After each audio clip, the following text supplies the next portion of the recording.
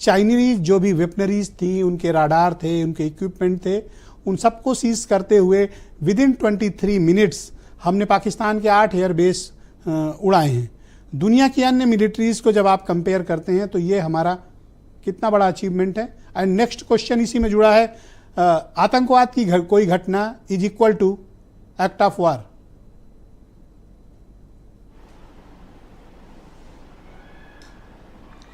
देखिए ब्रिजेश जी, सबसे पहले आपके दोनों सवालों का जवाब मैं इस बात से देना चाहूँगा कि जो हमारी देश की जो सेनाएं हैं, जो न्यू एज ऑफ वॉरफेयर है, यानी कि जो वॉरफेयर की जो नई तकनीक शुरू हुई है जो कि टेक्नोलॉजी से रिलेटेड है, इसमें चाइना अपने आप को काफ़ी आगे मानता था। वो ऐसा समझता था कि चाइना जो है टेक्नोलॉजी में कुछ क्षेत्रों में अमेरिका से भी आगे है।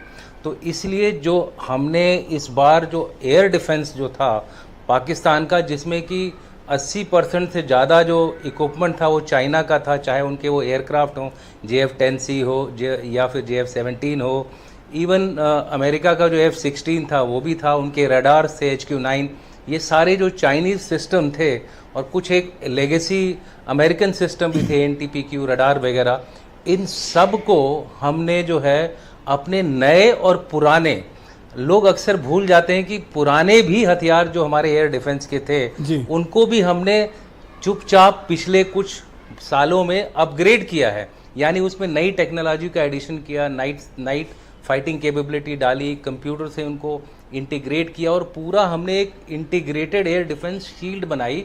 और उस शील्ड को जैसे बोलते हैं कि अगर दुश्मन का कोई मिसाइल या ड्रोन या एयरक्राफ्ट हमारे अंदर हमला करने की कोशिश कर रहा था, तो अगर उसको एक शील्ड से बच जाता है तो दूसरे लेयर से मारा जाता था और आखिरी में टारगेट एंड तक हमारे पास मारने के लिए हथियार थे।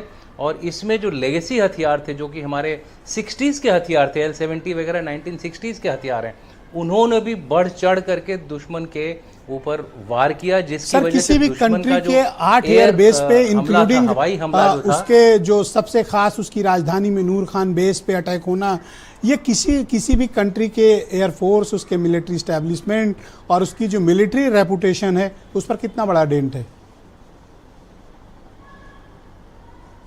देखिए ये तो एक तरह से हमने उनके सीने पे वार किया। और यही नहीं, जहां हमने वार किया, जहां हमने उनके ऊपर चोट पहुंचाई, चाहे वो नूर खान हो, चाहे वो सरगोदा हो या रहीम यार खान हो, और भी जितने भी रहीम यार खान हो, सकोर हो, सकर हो, बहुत सारे जो एयरफील्ड से, इनफैक्ट हमने उनकी सारी एयरफील्ड स्कार्डू से शुरू किया और नीचे हम दक्षिण तक गए हैं। हर एयरफील्ड को हमने बर्बाद किया है। और एयरफील्ड्स के अलावा, हाँ भुलारी पे मारा, एयरफील्ड से ज़्यादा जो उनके रडार सिस्टम है, जिसकी वजह से हमारे जो उसको बर्बाद करने से हमारी मिसाइल्स बिना किसी रोक टोक करके अपने टारगेट्स पर गई और सूक्ष्म से सूक्ष्म, यानी कि छोटे से छोटे टारगेट को भी 1 मीटर से 3 मीटर के दायरे वाले टारगेट को भी हमने भेदा और उसको मारा और बुरी तरह से बर्बाद किया। मैं कहूँगा पाकिस्तान के एयर डिफेंस की कमर तोड़ दी हमने। नेक्स्ट क्वेश्चन जिस पर पूरा देश ये जानना चाहता है, प्रधानमंत्री ने ऐलान किया कि आतंकवाद की कोई भी घटना एक्ट ऑफ वार। मैं अपनी डिबेट में भी इस चीज को बार बार इस पर फोकस कर रहा हूं। क्या मिलिट्री हर टाइम वार के लिए तैयार रहेगी सर? देखिए, एक्ट ऑफ वॉर, टेररिज्म अगर एक्ट ऑफ वॉर डिक्लेयर हुआ है, ये तो बहुत पहले ही हो जाना चाहिए था मेरे हिसाब से।